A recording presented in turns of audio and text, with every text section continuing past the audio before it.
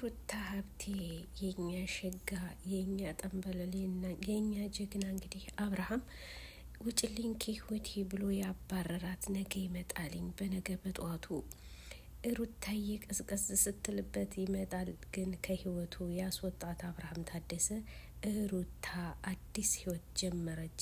እንዳትቆጡ ተከታዮቻችን እንግዲህ በርቸስቸስ እያደረገችው ነው። ሩታ ሀብቴ ዛሬም ታንጫጫዋለች። ዛሬም ነገም ሌላ ቀን ነው ብላለች። እንግዲህ ውዶች የፈራህ ቤተሰቦች አዲስ ነገር አለ። አሰላሙ አሌይኩም ወረህመቱላሂ ወበረካቱ። ውድና የተከበራችሁ የፈራህ ቤተሰቦች እንዴት ናችሁ? እንዴት ናችሁ? ይህ ሁሉ የሚሰማው የሚታየው ምንድን ነው? አብርሃም ምን ነካው? አብርሃም በእጁ ላይ ሰደደ። አብርሃም ተለያት ከሩታ። ወይኔ ወይኔ ወይኔ! እንግዲህ ሩታዬ ጎበዟ አንበሳዋ ዛሬም በተከታዮቿ አንገቷን ቀና የምታደርግ ናት። እንግዲህ አብርሃም ዘወር ሲልባት ተከታዮቿ የማይዞሩባት ሩታ ሀብቴ አዲስ ህይወት ጀመረች ብላችሁ ግን እንዳትቆጩ ውዶቼ። አብርሽ ተበላህ አልነቃህም። አንተ ገና ከእንቅልፍህ እንደተኛህ ነህ። ዝሙቲቱን ይዘህ እንደ ሮጥክ የ80 ሚስት የጣልክ አብርሃም ታደሰ ዛሬም ነገም እያለቀሰ ከሩታ ላይ ከእግሯ ስር እንደሚወድቀው እዩ።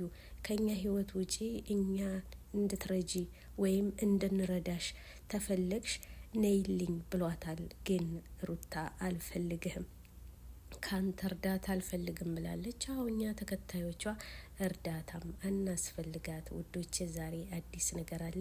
ሩታዬ ትናንት በሰማችሁ ዛሬ በሰማችሁ በተከታዮቿ በተደሰተችው እንግዲህ ወደፊት ብላለች። ሩታዬ ሀብቴ ዛሬም በርቸስ ብላ መጣለች። ውዶቼ ሸር ላይክ እያረጋችሁ ቤተሰብ የሆኑ አዲስ ነገር አለ።